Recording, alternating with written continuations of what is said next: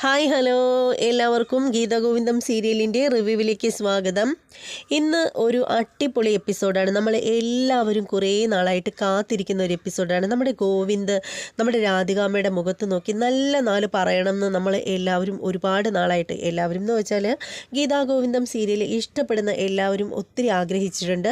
അത് ഇന്ന് സാധിച്ചിരിക്കുകയാണ്.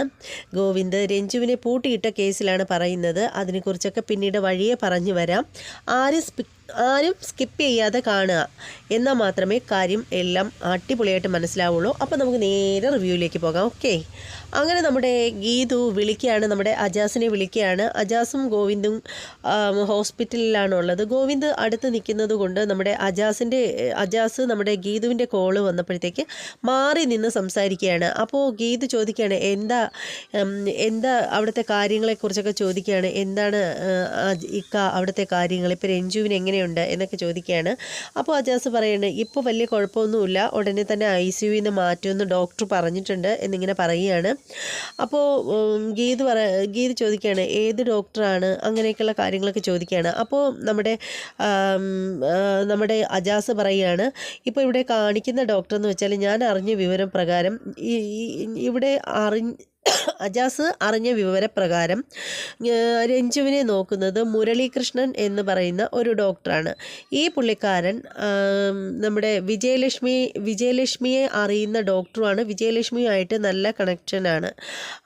ഗോവിന്ദ് സാറിൻ്റെയും നല്ലൊരു സുഹൃത്താണ് ഈ മുരളീകൃഷ്ണൻ എന്നിങ്ങനെ പറയുകയാണ്. അപ്പോൾ അത് കേൾക്കുമ്പോൾ ഉടനെ ഗീത് ചോദിക്കുകയാണ്, അതെന്താ ഇക്ക അങ്ങനെ, അതായത് ഗോവിന്ദ് ഏട്ടൻ്റെ അറിയാവുന്ന നല്ല പരിചയക്കാരനായ, അവർ തമ്മിൽ നല്ല സൗഹൃദം വെച്ച് പുലർത്തുന്ന ഒരു ഡോക്ടർ, അതുപോലെ വിജയലക്ഷ്മി മാമിൻ്റെയും സൗഹൃദത്തിലുള്ള ഡോക്ടർ, അങ്ങനെ വെച്ച് നോക്കുകയാണെങ്കിൽ ഇവർ തമ്മിലൊക്കെ എന്തൊക്കെയോ നൂലാമാലകളില്ലേ, ഇക്ക അതൊന്ന് തിരക്കണേ എന്നിങ്ങനെ പറയുകയാണ്. അപ്പോൾ ഇക്ക പറയുകയാണ്, എൻ്റെ പെങ്ങൾ ധൈര്യമായിട്ടിരിക്കുക, ഞാൻ അതിനെക്കുറിച്ചൊക്കെ നന്നായിട്ട് അന്വേഷിക്കുന്നുണ്ട്, ഇവരുടെ ഇടയിൽ ചുറ്റിപ്പിണഞ്ഞ് കിടക്കുന്ന സംഭവം എന്താണെന്നൊക്കെ ഞാൻ മനസ്സിലാക്കിയിട്ട് ഗീതുവിന് കൈമാറാം എന്നിങ്ങനെ പറയുകയാണ്. അപ്പോൾ ഗീതു പറയുകയാണ്, അളിയനെ കണ്ടു കഴിയുമ്പോഴത്തേക്ക് പെങ്ങളോടൊന്നും പറയാതെ മറച്ച് വെക്കരുത് എന്നിങ്ങനെ പറയുകയാണ്. അപ്പോൾ അജാസ് പറയുകയാണ്, ഞാൻ പറയുന്ന വാക്ക് തന്നിട്ടുണ്ടെങ്കിൽ ഞാൻ പറയും, ഞാൻ അന്വേഷിക്കുന്നുണ്ട്, ഇവർ തമ്മിലുള്ള കണക്ഷനൊക്കെ എന്താണെന്നൊക്കെയുള്ള കാര്യം ഞാൻ അന്വേഷിക്കുന്നുണ്ട് എന്നിങ്ങനെ ഗീതുവിനോട് അജാസ് പറയുകയാണ്. അതിനുശേഷം അജാസ് ഫോൺ വയ്ക്കുകയാണ്. അപ്പോൾ രേഖ ചോദിക്കുകയാണ്, എന്താണ് അവിടെ സംസാരിച്ച കാര്യം ചോദിക്കുമ്പോൾ നമ്മുടെ ഗീതു പറയുകയാണ്. എന്നിട്ട് ഗീതു പറയുകയാണ്, ഇപ്പോൾ അജാസിക്ക പറഞ്ഞതെന്ന് ഞാൻ മനസ്സിലാക്കുന്നതെന്ന് വെച്ചാൽ രേഖയോടാണേ പറയുന്നത്, പിന്നെ ഗോവിന്ദേട്ടൻ്റെ ഫ്രണ്ടായിട്ടുള്ള ഒരു ഡോക്ടറാണ് മുരളീകൃഷ്ണ, ഈ പറയുന്ന മുരളീകൃഷ്ണ വിജയലക്ഷ്മിയുടെ ഫ്രണ്ടാണ് എന്നിങ്ങനെ പറയുകയാണ്. അത് ഇതുമായിട്ട് തട്ടിച്ച് നോക്കുമ്പോൾ ഇതിൻ്റെ ഇടയ്ക്ക് എന്തൊക്കെയോ നൂലാമലകളില്ലേ രേഖേച്ചി എന്നിങ്ങനെ ചോദിക്കുകയാണ്. അപ്പോൾ രേഖ പറയുകയാണ്, എന്തൊക്കെയോ കുഴപ്പമുണ്ടെന്നാണ് എനിക്ക് തോന്നുന്നത് ഗീതുമോളെ, എന്തായാലും അജാസിക്ക അന്വേഷിച്ചിട്ട് പറയാമെന്നല്ലേ പറഞ്ഞത്, നീ ധൈര്യമായിട്ടിരിക്കുക എന്ന് പറഞ്ഞിട്ട് നമ്മുടെ ഗീതുവിന് ധൈര്യം കൊടുക്കുകയാണ് നമ്മുടെ രേഖ. അതേസമയത്ത് വിജയലക്ഷ്മി ഹോസ്പിറ്റലിൽ വരികയാണ്. ആ സമയത്തിന് നമ്മുടെ ഗോവിന്ദ് വിജയലക്ഷ്മിയെ കണ്ടിട്ട് കസേരയിലിരിക്കുന്ന ഗോവിന്ദ് കാലെടുത്ത് ഒന്നുകൂടെ ഉയർത്തി വെക്കുകയാണ്. അപ്പോൾ വിജയലക്ഷ്മി വന്നിട്ട് നേരെ ഗോവിന്ദിൻ്റെ അടുത്ത് വന്നിട്ട് ഇങ്ങനെ കാര്യങ്ങളൊക്കെ അറിഞ്ഞിട്ടാണ് വരുന്നത്. പുള്ളിക്കാരത്തി വന്നിട്ട് നമ്മുടെ ഗോവിന്ദിൻ്റെ അടുത്ത് വന്നിട്ട് ഇങ്ങനെ ഇരിക്കുകയാണ്. ഇരുന്നിട്ട് വലിയ സങ്കടത്തോടു കൂടിയൊക്കെ ഇരിക്കുകയാണ്. ഗോവിന്ദാണെങ്കിൽ വിജയലക്ഷ്മിയെ കാണുമ്പോൾ തന്നെ ചാടിപ്പറിച്ചങ്ങ് എഴുന്നേക്കുന്ന ഗോവിന്ദിൻ്റെ കൈക്ക് ഇങ്ങനെ വിജയലക്ഷ്മി പിടിച്ച് തടഞ്ഞു നിർത്തുകയാണ്. എന്നിട്ട് വിജയലക്ഷ്മി ഗോവിന്ദിൻ്റെ കൈക്ക് പിടിച്ചിട്ട് അങ്ങ് എണീക്കുകയാണ്. എണീച്ചതിന് ശേഷം ഗോവിന്ദിനോട് പറയുകയാണ്, എന്തിനാ മോനെ എന്നോട് ഈ അകൽച്ച കാണിക്കുന്നത് എന്നിങ്ങനെ ചോദിക്കുകയാണ്. അപ്പോൾ തന്നെ ഗോവിന്ദ് കൈ വെട്ടിച്ച് മാറ്റുകയാണ്. എന്നിട്ട് പറയണേ, നിങ്ങൾ എന്നെ അങ്ങനെ വിളിച്ചു പോകരുത് എന്നിങ്ങനെ പറയുകയാണ്. അപ്പോൾ വിജയലക്ഷ്മി പറയുകയാണ്, എനിക്ക് വരാതിരിക്കാൻ പറ്റില്ല, എൻ്റെ മോളല്ലേ അകത്ത് കിടക്കുന്നത്, എനിക്ക് അവളെ കാണാതിരിക്കാൻ എങ്ങനെ പറ്റും എന്നിങ്ങനെ പറയുകയാണ്. അതിനുശേഷം വിജയലക്ഷ്മി പറയുകയാണ് ഗോവിന്ദിനോട്, ഈ ഹോസ്പിറ്റൽ വിട്ട് കഴിയുമ്പോൾ ഞാൻ എൻ്റെ മോളെ ചെമ്പകശ്ശേരിയിലേക്ക് കൊണ്ടുപോകും, പിന്നീട് നിങ്ങൾക്ക് ആർക്കും ഒരു ബുദ്ധിമുട്ടായിട്ട് അവൾ വരില്ല എന്നിങ്ങനെ പറയുകയാണ്. അപ്പോൾ ഗോവിന്ദ് പറയുകയാണ്, എനിക്ക് ബുദ്ധിമുട്ടാണെന്ന് ഞാൻ നിങ്ങളോട് എപ്പോഴെങ്കിലും പറഞ്ഞോ എന്നിങ്ങനെ ചോദിക്കുകയാണ്. അപ്പോൾ വിജയലക്ഷ്മി പറയുകയാണ്, നീ ഇപ്പോൾ എൻ്റെ മകളെ ഹോസ്പിറ്റലിൽ കൊണ്ടുവന്നത് എന്തിനാണെന്നൊക്കെ എനിക്കറിയാം, ബാംഗ്ലൂർക്ക് വെച്ച് പണ്ട് ഗീതുവിനെ ഞാൻ പരിചയപ്പെടുന്നത് അങ്ങനെയായിരുന്നു. ബാംഗ്ലൂർക്ക് വെച്ച് ഒരു ആക്സിഡൻ്റ് ആയിട്ടിരുന്ന ഗീതുവിനെ ഞാൻ അവിടെ ഹോസ്പിറ്റലിൽ കൊണ്ടുപോയി ചികിത്സിച്ച് തക്ക സമയത്ത് കൊണ്ടുപോയി ചികിത്സിച്ച് റെഡിയാക്കിയെടുത്തു. അപ്പോൾ അതിനുള്ള പ്രത്യുപകാരമായിട്ടല്ലേ നീ ഇപ്പോൾ ഈ പറയുന്ന രഞ്ജുവിനെ ഹോസ്പിറ്റലിൽ കൊണ്ടുവന്നത് എന്നാണ് ഇങ്ങനെ വിജയലക്ഷ്മി ചോദിക്കുന്നത്. അത് കേൾക്കുമ്പോൾ ഗോവിന്ദിന് ദേഷ്യം വരികയാണ്. ഗോവിന്ദ് പറയാണ്, നിങ്ങളോട് ആരാ ഇതൊക്കെ പറഞ്ഞത്? അതുകൊണ്ടൊന്നുമല്ല, രഞ്ജുവിനെ ഇനി ഞാൻ നിങ്ങൾക്ക് വിട്ടുതരാൻ ഉദ്ദേശിച്ചിട്ടില്ല. എന്തായാലും ഹോസ്പിറ്റലിൽ വിടുമ്പോൾ രഞ്ജുവിനെ ഞാൻ എൻ്റെ വീട്ടിൽ കൊണ്ടുപോകും എന്നിങ്ങനെ പറയുകയാണ്. അപ്പോൾ ഉടനെ തന്നെ വിജയലക്ഷ്മിക്ക് ദേഷ്യം വരികയാണ്. വിജയലക്ഷ്മി ചോദിക്കുകയാണ്, അത് നീ മാത്രം തീരുമാനിച്ചാൽ മതിയോ?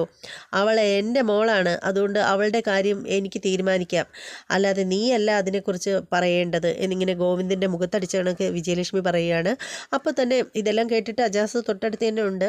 അപ്പോൾ തന്നെ ഗോവിന്ദ് പറയുകയാണ്, ഇല്ല, ഒരിക്കലും അവൾ നിങ്ങൾക്കൊപ്പം വരില്ല. ഇനി ബോധം വീണ് കഴിയുമ്പോഴത്തേക്ക് നിങ്ങളെ മുഖം കാണുമ്പോൾ നിങ്ങളെ കൂടെ വരുന്നു എന്ന് രഞ്ജു പറയുകയാണെങ്കിൽ ഞാനതിൽ ഒരു എതിർപ്പും പറയില്ല.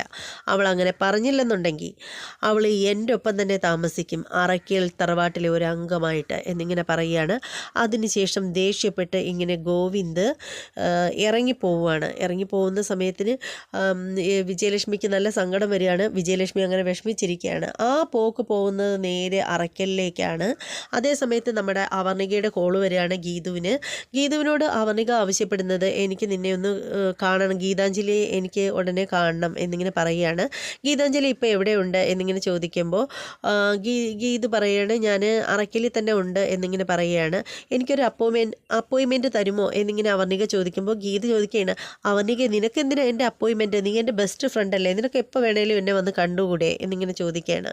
അപ്പോൾ അവർണിക പറയുകയാണ്, അത് അങ്ങനെയല്ല ഗീതാഞ്ജലി, ഒഫീഷ്യൽ കാര്യമാണ്, അതുകൊണ്ട് എനിക്ക് അപ്പോയിൻമെൻറ്റ് വേണം എന്നിങ്ങനെ പറയുകയാണ്. അപ്പോൾ ഗീതു പറയുകയാണ്, അതിനെന്താ, നിനക്ക് എന്നെ എപ്പോൾ വേണമെങ്കിലും വന്ന് കാണാമല്ലോ എന്നിങ്ങനെ പറഞ്ഞിട്ട് നോക്കുമ്പോൾ താഴെ ഗോവിന്ദിൻ്റെ കാറ് വരുന്നത് കാണുകയാണ് ഗീതു. എന്നിട്ട് ഗോവിന്ദ് കാറിൽ നിന്നും ഇറങ്ങി വരുന്നത് കാണുകയാണ്. ഇത് കാണുമ്പോൾ ഉടനെ അവിടെ ആ ഒരു ചെറിയൊരു പൊട്ടിത്തെറി സംഭവങ്ങളൊക്കെ ഉണ്ടാവും രഞ്ജുവിനെ പൂട്ടിയിട്ട കാര്യത്തിൽ എന്നിങ്ങനെ നന്നായിട്ടറിയാം ഗീതുവിന്. അപ്പോൾ ഗീതു വർണികയോട് പെട്ടെന്ന് പറയുകയാണ്, ഇന്നിപ്പോൾ ഇങ്ങോട്ട് വരണ്ട, ഇന്നിപ്പോൾ എനിക്ക് വേറൊരു കാര്യമുണ്ട്, മറ്റൊരു കാര്യമുണ്ട്, അതുകൊണ്ട് ഇന്നിപ്പോൾ ഇങ്ങോട്ട് വരണ്ട, നാളെ എപ്പോൾ വേണേലും വർണിക വീട്ടിലേക്ക് വന്നോളൂ, ഞാൻ ഇവിടെ തന്നെ ഉണ്ടാവും എന്നിങ്ങനെ പറയുകയാണ്. അതിനുശേഷം ഗീതു ഫോൺ കട്ട് ചെയ്തിട്ട് താഴേക്ക് വരികയാണ്. അപ്പോൾ അതേ സമയത്ത് ഗോവിന്ദും അജാസും കൂടെ അകത്തേക്ക് കയറി വരികയാണ്. ഗോവിന്ദ് നല്ല ദേഷ്യത്തിലാണ്. അതേസമയം നമ്മുടെ രാധികാമ്മയും വരുണും രേഖയും കാഞ്ചനയും എല്ലാവരും ഹാളിൽ തന്നെ ഉണ്ട്. ഗോവിന്ദ് നേരെ ഹോളിലേക്ക് ഇടിച്ച് കയറി വരികയാണ്. അപ്പോൾ ഗീതു മുകളിലത്തെ ഫസ്റ്റ് ഫ്ലോറിൽ നിന്ന് താഴേക്ക് ഇറങ്ങി വരികയാണ്. അപ്പോൾ ആ സമയത്തിന് ഗോവിന്ദ് വരുമ്പോൾ തന്നെ രാധികാമ്മ അങ്ങ് എഴുന്നേൽക്കുകയാണ്. അവരെല്ലാവരും എഴുന്നേറ്റിരിക്കുകയാണ്. അപ്പോൾ ഗോവിന്ദ് ചോദിക്കുകയാണ്, ഇവിടെ എന്താ നടന്നത്, ഇവിടെ എന്തൊക്കെയാണ് നടക്കുന്നത് എന്ന് ഗോവിന്ദ് ചോദിക്കുകയാണ്. വന്നിടനെ നല്ല ദേഷ്യത്തിലാണ് പുള്ളിക്കാരൻ. എന്നിട്ട് ഗോവിന്ദ് ചോദിക്കുകയാണ്, രഞ്ജുവിനെ പൂട്ടിയിട്ടതാര് എന്നാണ് ഗോവിന്ദിൻ്റെ ഫസ്റ്റ് ചോദ്യം. അത് കേട്ട ഉടനെ നമ്മുടെ രാധികാമ്മ വന്നിട്ട് പറയണ, കണ്ണ, ഞാൻ അപ്പം തന്നെ നിനക്ക് ഫോട്ടോ അയച്ചു തന്നതാണല്ലോ, വോയിസ് കോൾ ഇട്ടതാണല്ലോ, ഗീതു തന്നെയാണ് ഇത് ചെയ്തത്, അല്ലാതെ ആരാ? നിനക്ക് ആ ഫോട്ടോ കണ്ടിട്ടും എല്ലാം മനസ്സിലായില്ലേ കണ്ണ, നീ പിന്നെ എന്തിനാ ഇങ്ങനെയൊക്കെ ചോദിക്കുന്നത് എന്ന് ചോദിക്കുകയാണ്. അപ്പോൾ ഉടനെ തന്നെ ഗോവിന്ദ് രാധികാമ്മയോട് ചോദിക്കുകയാണ്, രഞ്ജുവിനെ ഒരാൾ മുറിയിൽ പൂട്ടിയിടുന്നത് കാണുമ്പോൾ തൊട്ടടുത്ത് നിന്ന് ഫോട്ടോ എടുക്കുകയാണോ വേണ്ടത്? എന്താ അവളെ തുറന്നു വിടാഞ്ഞത്? നിങ്ങൾക്ക് എന്താ അങ്ങനെ തോന്നാഞ്ഞത് എന്നിങ്ങനെ ചോദിക്കുകയാണ്. അപ്പോൾ ഉടനെ തന്നെ നമ്മുടെ രാധികാമ്മ ചുമ അപ്പോൾ തന്നെ ഉടനെ രാധികാമ്മ അങ്ങ് നൈസിനങ്ങ് ഉരുണ്ട് കളിക്കുകയാണ്. രാധികാമ്മ പറയുകയാണ്, കണ്ണ, മോന് അമ്മയെ വിശ്വാസമില്ലേ? അകത്ത് ആളുണ്ടെന്ന് അമ്മ അറിഞ്ഞില്ല മോനെ. ഉണ്ടായിരുന്നെങ്കിൽ ഒരിക്കലും ഞങ്ങൾ ഇത് കണ്ടുകൊണ്ട് നിൽക്കില്ലായിരുന്നു, ഈ ക്രൂരത. അപ്പോൾ ഉടനെ നമ്മുടെ വരുൺ പറയാണ്, അതേ ഗോവിന്ദേട്ടാ, അകത്ത് രഞ്ജു ഉണ്ടെന്നുള്ള കാര്യം ഞങ്ങൾക്ക് ആർക്കും അറിയില്ലായിരുന്നു. അറിയാമെങ്കിൽ ഈ ക്രൂരതയ്ക്ക് ഒരിക്കലും നമ്മൾ കൂട്ടു നിൽക്കില്ലായിരുന്നു. നമ്മൾ നോക്കുമ്പോൾ ഈ ഡോറ് പുറത്തുനിന്ന് പൂട്ടുന്നത് മാത്രമാണ് കാണുന്നത്. അപ്പോൾ അതിലെന്തെങ്കിലും ചുറ്റിക്കളി കാണാതിരിക്കില്ലല്ലോ എന്ന് വിചാരിച്ചിട്ട് നമ്മളിങ്ങനെ ഫോട്ടോ എടുത്തുവെന്നേ ഉള്ളൂ എന്നിങ്ങനെ പറയുകയാണ്. അപ്പോൾ ഉടനെ തന്നെ നമ്മുടെ രാധികാമ്മ അടുത്ത അടവെടുക്കുകയാണ്, മോനെ കണ്ണ, രഞ്ജുവിന് ടിറ്റോഫോബിയ എന്നുള്ള ഒരു അസുഖമുണ്ട്. അതുകൊണ്ട് രഞ്ജുവിന് ഇരുട്ടിനെയൊക്കെ പേടിയാണ്. അതുപോലെ തന്നെ മുറി അടച്ചിട്ട് രഞ്ജു കഴിയത്തുമില്ല. ഈ കാര്യങ്ങളൊക്കെ ഗീതുവിന് നന്നായിട്ടറിയാം. അതുകൊണ്ട് ഗീതു മനഃപൂർവ്വം രഞ്ജുവിനെ അപകടപ്പെടുത്താൻ വേണ്ടിയിട്ട് അങ്ങനെ ചെയ്തതാണ് എന്നിങ്ങനെ പറയുകയാണ്. അത് കേട്ട ഉടനെ നമ്മുടെ എന്താ പറയുന്നത്, നമ്മുടെ ഗീതുവിൻ്റെ കിളി പാറുകയാണ്. ഉടനെ തന്നെ ഗീതുവിന് ദേഷ്യവും സങ്കടവും ഒക്കെ കൂടി വരികയാണ്. ഉടനെ ഗീതു പറയുന്നത്, കണ്ണേട്ടാ ഇതൊക്കെ പച്ച കള്ളമാണ്, എനിക്ക് അറിയില്ലായിരുന്നു, എനിക്ക് രഞ്ജുവിന് ഇങ്ങനെയൊക്കെയുള്ള അസുഖങ്ങളുണ്ടെന്നുള്ള ഒരു കാര്യവും എനിക്ക് അറിയില്ലായിരുന്നു എന്നിങ്ങനെ ഗീതു ഇങ്ങനെ പറയുകയാണ് നമ്മുടെ ഗോവിന്ദനോട്. അപ്പോൾ തന്നെ ഗോവിന്ദൻ ഗീതുവിന് നേരെ തിരിയാണ്. ഗീതു മിണ്ടരുത് എന്ന് തന്നെ പറയുകയാണ്. ഷൗട്ട് ചെയ്താണ് സംസാരിക്കുന്നത്. ഭയങ്കര ദേഷ്യത്തിലാണ് പുള്ളിക്കാരൻ. എന്നിട്ട് ഗോവിന്ദ് പറയുകയാണ്, ഗീതുവിന് ഞാൻ പറയാതെ ഒരക്ഷരം വേണ്ടി പോകരുത് എന്നിങ്ങനെ വിരൽ ചൂണ്ടി പറയുകയാണ് ഗീതുവിൻ്റെ നേർക്ക്. എന്നിട്ട് ഗോവിന്ദ് രാധികാമ്മയോടും വരുണിനോടായിട്ട് പറയുകയാണ്, ഗീതുവിന് ഒരിക്കലും ഇങ്ങനെ ഒരു ക്രൂരത ചെയ്യാനാവില്ലെന്ന് എനിക്ക് ഉറപ്പുണ്ട്. പിന്നെ അത് കേട്ട ഉടനെ രാധികാമ്മ പറയണം, പിന്നെ ആരാ, ഞാനാണോ ഇങ്ങനെയൊക്കെ ചെയ്തത്?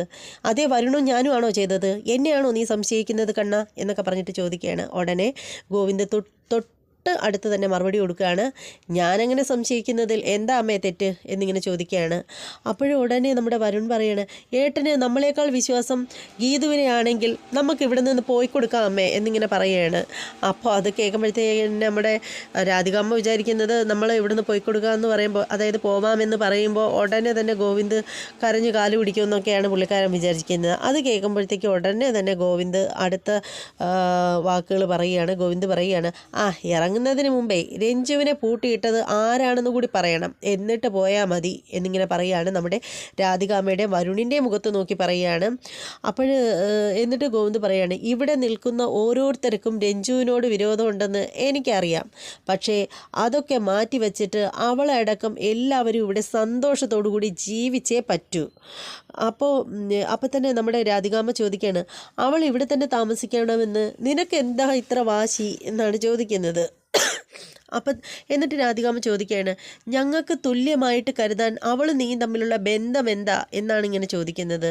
അപ്പോൾ തന്നെ നമ്മുടെ വരുൺ ചോദിക്കുകയാണ്, ഒരിക്കൽ ഓഫീസിൽ വന്ന് ഏട്ടനെ മാനം കെടുത്തിയ അവൾ പിന്നെ എന്ന് തൊട്ടാ ഏട്ടന് ഇഷ്ടക്കാരിയായത്?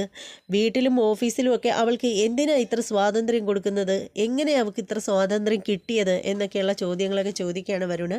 ഇത് കേൾക്കുമ്പോഴത്തേക്ക് ഗോവിന്ദ് ഉടനെ പറയുകയാണ്, അവൾ എനിക്ക് വേണ്ടപ്പെട്ടവൾ തന്നെയാണ്, അന്നും ഇന്നും എന്നും എല്ലാ കാലവും എന്നിങ്ങനെ പറയുകയാണ്. അത് കേൾക്കുമ്പോൾ നമ്മുടെ ഗീതുവിൻ്റെ കണ്ണ് ബൾബ് പോലെ ആവുകയാണ്.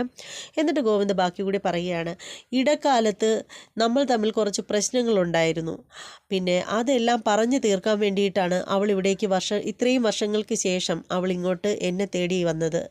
പക്ഷേ ആദ്യമൊക്കെ ഞാൻ അവളെ തെറ്റിദ്ധരിച്ചു, ആട്ടിയിറക്കി. പക്ഷേ ഇനി എനിക്ക് അവളെ ആട്ടിയിറക്കാൻ പറ്റില്ല, എന്നിൽ നിന്നും എനിക്ക് അവളെ അകത്തി നിർത്താനാവില്ല, അത്രയ്ക്ക് എനിക്ക് പ്രിയപ്പെട്ടതാണ് അവൾ എന്നിങ്ങനെ പറയുകയാണ്. ഇത് കേൾക്കുമ്പോഴത്തേക്ക് ഗീതുവിന് സങ്കടമാവുകയാണ്. പിന്നീട് ഗോവിന്ദ് ഓർക്കുന്നത് അന്ന് ഗീതു ഓഫീസിൽ വന്ന് പ്രശ്നം ഉണ്ടാക്കിയ കാര്യമാണ്, എല്ലാ സ്റ്റാഫുകളുടെയും മുന്നിൽ വെച്ച്. അന്നാണ് നമ്മുടെ ഗീതുവിൻ്റെ ലാപ്ടോപ്പിലെ തെളിവൊക്കെ നഷ്ടപ്പെടുന്നത്. അന്ന് അത്രയും ആളുകളെ മുമ്പിൽ വെച്ച് നമ്മുടെ രഞ്ജു പറയുന്നത്, എനിക്ക് എല്ലാം അറിയണം എന്നൊക്കെ പറഞ്ഞിട്ട് എനിക്ക് എന്നെ കൈവിടരുത് എന്നൊക്കെ പറഞ്ഞിട്ട് രഞ്ജു സംസാരിക്കുന്നുണ്ടായിരുന്നല്ലോ. അപ്പോൾ ഗോവിന്ദ്, എനിക്ക് നിന്നോട് സംസാരിക്കേണ്ട, നീ നിൻ്റെ പാട് നോക്കിപ്പോ എന്നൊക്കെ പറയുമ്പോഴത്തേക്ക് രഞ്ജു എല്ലാവരുടെയും മുന്നിൽ വെച്ചിട്ട്, അത് പറ്റില്ല, നമ്മൾ തമ്മിലുള്ള ബന്ധം മുറിഞ്ഞു പോവാൻ ഞാൻ അനുവദിക്കത്തില്ല, എന്നെ ഇങ്ങനെ ആട്ടി അകറ്റാൻ മാത്രം എന്ത് തെറ്റാണ് ഞാൻ ചെയ്തത്? എനിക്ക് വേറെ എങ്ങും പോവാനിടമില്ല, എനിക്ക് ഗോവിന്ദേട്ടനെ കൂടാതെ ജീവിക്കാൻ പറ്റില്ല എന്നൊക്കെയുള്ള ഡയലോഗുകളൊക്കെ പറഞ്ഞതും അതൊക്കെ കേട്ട് എല്ലാവരും തെറ്റിദ്ധരിച്ച് നിന്നതും. അപ്പോൾ രഞ്ജു പറയുന്നത്, എനിക്ക് തന്നെ മാറി നിന്ന് സംസാരിക്കണമെന്ന് പറയുമ്പോൾ ഗോവിന്ദ് അത് പറ്റില്ലെന്ന് പറയുമ്പോൾ, എങ്കിൽ പിന്നെ ഇവരെല്ലാവരുടെയും മുന്നിൽ വെച്ചിട്ട് ഞാൻ ആരാണെന്ന് വിളിച്ച് പറയട്ടെ എന്നിങ്ങനെ രഞ്ജു ചോദിക്കുന്നതും ഗോവിന്ദ് രഞ്ജുവിൻ്റെ കൈക്ക് പിടിച്ച് പുറത്തേക്ക് പോകുന്നതും ആ ഒരു സംഭവം ഉണ്ടല്ലോ, അത് ഗോവിന്ദ് ഓർക്കുന്നതായിട്ട് കാണിക്കുകയാണ്. അതിൻ്റെ പിന്തുടർച്ചയായിട്ട് കാണിക്കുകയാണ്. നമ്മുടെ ഗോവിന്ദും രഞ്ജുവും കൂടെ മാറി പുറത്തേക്ക് പോവുകയാണ്. അവിടെ വെച്ച് സംസാരിക്കുന്ന കാര്യങ്ങളാണ്. രഞ്ജു പറയുകയാണ്, ഏട്ടൻ എന്നെ കൈവിടരുത്, ഏട്ടൻ കൂടി എന്നെ കൈവിട്ട് കഴിഞ്ഞാൽ എനിക്ക് പോകാൻ വേറൊരു ഇടവുമില്ല, എൻ്റെ അമ്മ തന്നെ എന്നെ ഉപേക്ഷിച്ചത് അറിയില്ലേ, എനിക്ക് ഏട്ടൻ മറ്റൊന്നും ചെയ്തു തരണ്ട, എൻ്റെ ധ്യാനെ കണ്ടുപിടിച്ച് എന്നെ അവൻ്റെ കൈകളിലേക്ക് ഏൽപ്പിച്ചാൽ മതി, എനിക്ക് എൻ്റെ അമ്മ പോലും കൈവിട്ടു, ഇനി ഞാനായിട്ട് വിചാരിച്ചു കഴിഞ്ഞാൽ എനിക്ക് ധ്യാനെ തേടി കണ്ടുപിടിക്കാനൊന്നും പറ്റില്ല, ഏട്ടൻ വിചാരിച്ചാൽ മാത്രമേ അതിന് സാധിക്കൂ. അതുകൊണ്ടാണ് ഞാനിപ്പോൾ ഏട്ടനെ തേടി വന്നത്. അല്ലാതെ ഏട്ടനെ ഒരു തരത്തിലും എനിക്ക് ബുദ്ധിമുട്ടിക്കണമെന്ന് ഒരു ആഗ്രഹവും ഇല്ല എന്നൊക്കെ പറഞ്ഞ് സംസാരിക്കുമ്പോൾ ഗോവിന്ദ് പറയുന്നത്, എനിക്കതിന് താല്പര്യമില്ല. ഒന്നാമത് ഞാൻ നീയും തമ്മിൽ ഒരു ബന്ധവും ഇല്ല. ഇപ്പോൾ ഒരുപാട് വർഷങ്ങളായി നമ്മൾ തമ്മിൽ യാതൊരു കണക്ഷനും ഇല്ലാതെ കിടക്കുമായിരുന്നു. അതിൻ്റെ ഇടയിൽ ഈ പറയുന്ന ധ്യാനം എന്ന് പറയുന്ന പുള്ളിക്കാരനെ എനിക്ക് നേരിട്ട് അറിഞ്ഞും കൂടാ. അങ്ങനെയുള്ള ഒരാളിനെ തേടി പിടിക്കാനൊന്നും എന്നെ കിട്ടത്തില്ല, എനിക്കതിനൊന്നും പറ്റില്ല എന്നിങ്ങനെ ഗോവിന്ദ് അർത്ഥമുറിച്ച് ശിവരഞ്ജിനിയോട് സംസാരിക്കുകയാണ്. അങ്ങനെ ശിവ വല്ലാതെ ഇമോഷണൽ ആവുകയാണ്. അങ്ങനെ അവർ തമ്മിൽ സംസാരിക്കുമ്പോഴത്തേക്ക് ശിവയ്ക്ക് ടെൻഷൻ കയറി വരികയാണ്. അങ്ങനെ പുള്ളിക്കാരത്തേക്ക് തലവേദന എടുക്കുകയാണ്. പെട്ടെന്ന് ഇങ്ങനെ തലയിൽ പൊത്തിപ്പിടിച്ചിട്ട് എന്നൊക്കെ പറഞ്ഞിട്ട് പുള്ളിക്കാരത്തി കരയുകയാണ്. കരഞ്ഞ് അമറി കരയുകയാണ്. അപ്പോൾ ഗോവിന്ദ് ചോദിക്കണേ, എന്താ രഞ്ജു നിനക്ക് പെട്ടെന്ന് പറ്റിയത്, എന്താണെന്ന് പറഞ്ഞ് പുള്ളിക്കാരൻ പെട്ടെന്ന് ആകെ പേടിച്ചു പോവുകയാണ്. അപ്പോൾ രഞ്ജു പറയാണ്, ഏട്ടാ എനിക്ക് ഇടയ്ക്കൊക്കെ ഇങ്ങനെ വരും. യഥാർത്ഥത്തിൽ നമ്മുടെ രഞ്ജു വിചാരിച്ചു വെച്ചിരിക്കുന്നത് രഞ്ജുവിന് ആ ഒരു അസുഖം ഉണ്ടല്ലോ, ഈ എന്താ പറയുന്നത് അതിന്, പുള്ളിക്കാരത്തേക്ക് ഡിറ്റോ ഫോബിയ എന്ന് പറയുന്ന അസുഖം, ഡിറ്റോഫോബിയ എന്ന് പറയുന്ന അസുഖം ഉണ്ടല്ലോ, അതാണെന്നാണ് നമ്മുടെ രഞ്ജുവിൻ്റെ വിചാരം. അല്ലാതെ രഞ്ജുവിന് മറ്റൊരു അസുഖം ഉണ്ടെന്നുള്ള കാര്യമൊന്നും നമ്മുടെ രഞ്ജുവിന് അറിയത്തില്ല. അപ്പോൾ പറയണേ, ഏട്ടാ എനിക്കിങ്ങനെ തല പെട്ടെന്ന് വേദന വരും, പൊട്ടി പിളർക്കുന്ന കണക്ക് തോന്നും എന്നിങ്ങനെ പറയുകയാണ്. അപ്പോൾ ഗോവിന്ദ് ചോദിക്കുകയാണ്, മോളെ ഏത് ഹോസ്പിറ്റലാണ് കാണിക്കുന്നത് എന്ന് പറയുമ്പോൾ ഡോക്ടർ മുരളീകൃഷ്ണനാണ് നോക്കുന്നത് എന്ന് പറഞ്ഞിട്ട് ആ ഹോസ്പിറ്റലിൻ്റെ പേര് പറയുകയാണ്.